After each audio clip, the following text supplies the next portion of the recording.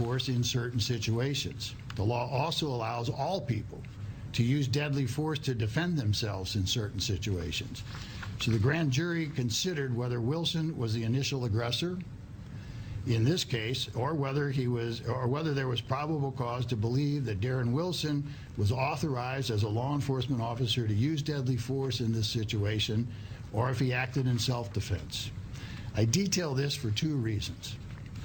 First, so that everyone will know that, as promised by me and Attorney General Holder, there was a full investigation and presentation of all evidence and appropriate instruction of law to the jury, to the grand jury. Second, as a caution to those in and out of the media who will pounce on a single sentence or a single witness and decide what should have happened in this case based on that tiny bit of information. The duty of the grand jury is to separate fact from fiction.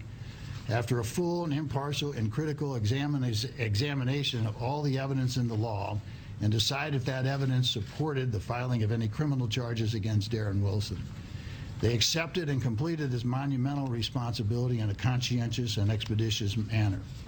It is important to note here and say again that they are the only people who have heard and examined every witness and every piece of evidence. They discussed and debated the evidence among themselves before arriving at their collective decision. After their exhaustive review of the evidence, the grand jury deliberated over 2 days, making their final decision. They determined that no probable cause exists to file any charge against Officer Wilson and returned a no true bill on each of the 5 indictments. The physical and scientific evidence examined by the grand jury, combined with the witness statements supported and substantiated by that physical evidence, tells the accurate and tragic story of what happened. A very general synopsis of the testimony and the physical evidence presented to the grand jury follows. Please note that, as I have promised, the evidence presented to the grand jury, with some exceptions, and the testimony of the witnesses called to the grand jury will be released at the conclusion of this statement.